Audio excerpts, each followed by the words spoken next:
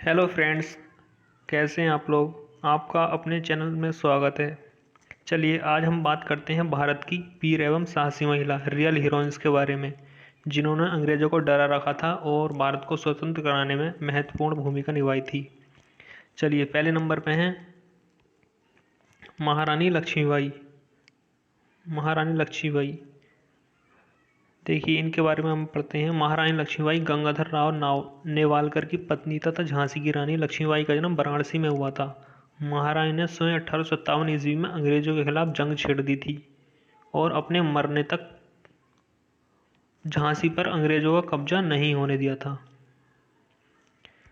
British general heroes रानी की वीरता से अभिभूत होकर उन्होंने ये कहा था कि मेरे सामने सोई हुई यह महिला विद्रोहियों में एकमात्र मर्द है। देखिए इतनी साहसी महिला थी ये। चलिए नेक्स्ट देखते हैं बेगम हजरत महल।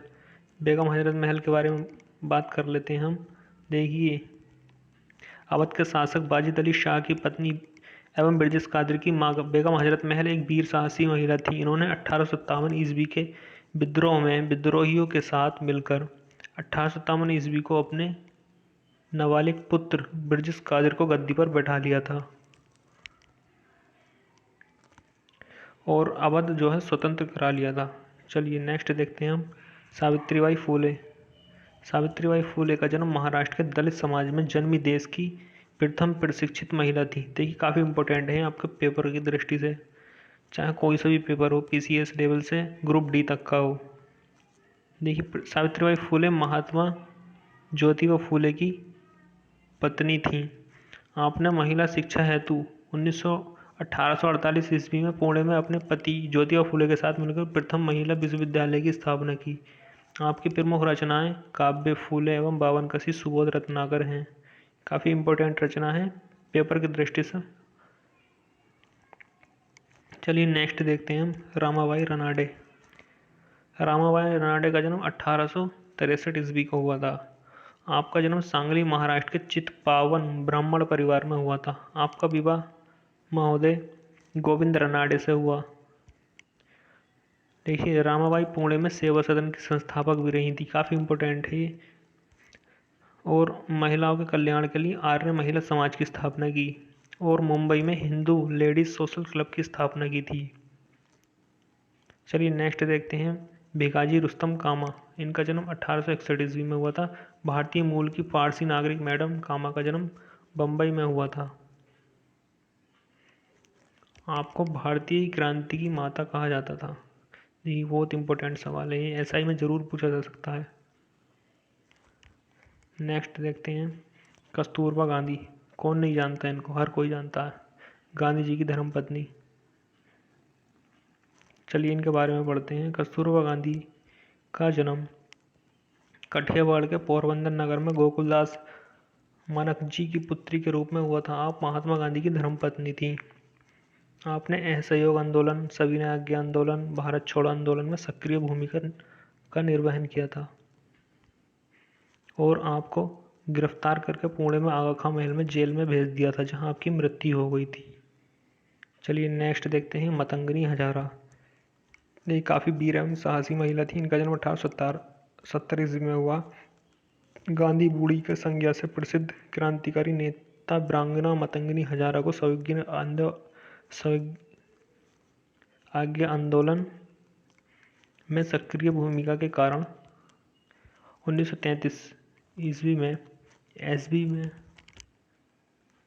तात्कालिक गवर्नर एंडरसन ने गिरफ्तार करके 6 माह का कारावास देकर मुर्शिदाबाद जेल में बंद कर दिया था, जहां पर 5000 लोगों को एकत्र करके जब ब्रिटिश सरकार विरोधी नारे लगा रही थी तो पुलिस की एक गोली बाएं हाथ में लगी तो आपने झंडे को दाहिने हाथ में ले लिया था और जब गोली दाहिने हाथ में लगी तो हाथ में और माथे पर लगी, लेकिन झंडे को आपने नीचे नहीं गिरने दिया था। देखिए यह मतंगनी हजारा, ये है रियल हीरोइन भारत की। हमको इन्हें फॉलो करना चाहिए। चलिए नेक्स्ट देखते हैं सरोजनी नायडू। इनको कोई ना जानता, हर कोई जानता है। भारत कोकिला, नाइटिंगेल ऑफ इंडिया की उपाधि से भी बहुत बहुत इम्पोर्टेंट है। किसी भी पेपर में 100% आ जाता है। ये बनने वाले एग्ज़ाम जो होती हैं उनमें बहुत ही पूछा जाता है। सरोजिनी नायडू का जन्म हैदराबाद में अघोरनाथ चट्टोपाध्याय तथा बरदा सुंदरी की पुत्री के रूप में हुआ था। आपको भारतीय राष्ट्रीय कांग्रेस की स्थापना प्रथम महिला अध्यक्ष एवं उत्तर प्रदेश एवं देश की प्रथम महिला राज्यपाल, उत्तर प्रदेश की राज्यपाल रही हैं और देश की प्रथम राज्यपाल रही हैं। ठीक है, सरोजिनी नायडू। देखिए इनकी प्रमुख रचनाएं हैं गोल्डन थ्रेशोल्ड, काफ़ी इम्पोर्टेंट रचनाएं हैं। और नेक्स्ट है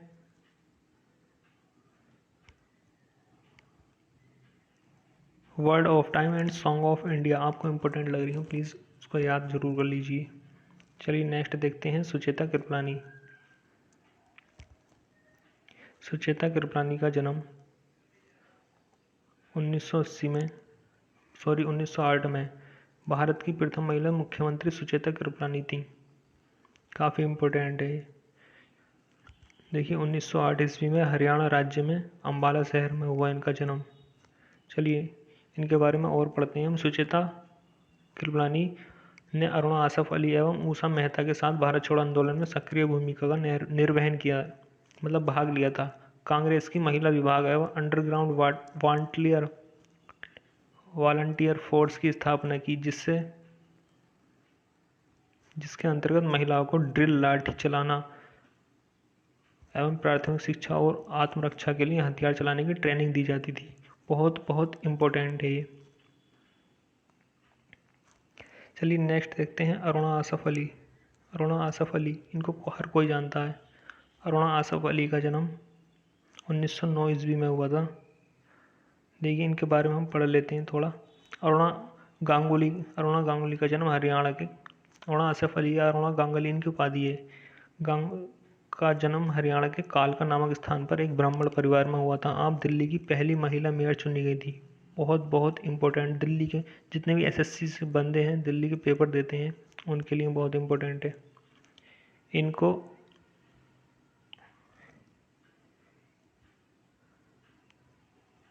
1964 ईस्वी में अंतर्राष्ट्रीय लेनिन पुरस्कार एवं 1991 में जवाहरलाल नेहरू पुरस्कार से सम्मानित किया गया था। इन्हें संयुक्त राष्ट्र संघ महासभा की प्रथम महिला अध्यक्ष होने का गौरव प्राप्त है। आपने all India trade union Congress की अध्यक्षता भी की। चलिए नेक्स्ट देखते हैं बीना दास। बीना दास को हर कोई नहीं जानता होगा। बीना दास का जन्म 1911 ईस्वी में हुआ था। इनका जन्म बंगाल के कृष्णा नगर में बेनी माधव दास तथा सरला देवी के संतान के रूप में हुआ था। आप क्रांतिकारी संगठन छात्री संघ की सदस्य थी। बीना दास ने गवर्नर स्टैनली जैक्सन पर गोली चला दी, परंतु वह बच गया। परिणाम स्वरूप आपको 10 साल की कारावास हुआ। बंगाल में आपकी तो आत्मकथाएं हैं, 2 आत्मकथाएं हैं, काफ़ी इम्पोर्टेंट हैं। श्रृंखल झंकार देंगे, लिखने में थोड़ी प्रॉब्लम हो जाती है। और पितृधन, लेकिन लिखा हुआ बिल्कुल सही है। चलिए नेक्स्ट देखते हैं हम उषा मेहता। उषा मेहता का जन्म 1920 में हुआ था। भारत छोड़ो आंदोलन के दौरान 14 अगस्त 1942 ईस्वी को खुफिया कांग्रेस रेडियो से अपनी आवाज़ में पहला प्रसारण करने वाली उषा मेहता का जन्म सूरत में हुआ। आपको गांधी स्मारक निधि का अध्यक्ष चुना गया। देखिए यूपीएससी संघ लोक सेवा आयोग के लिए काफ़ी इम्पोर्टेंट है।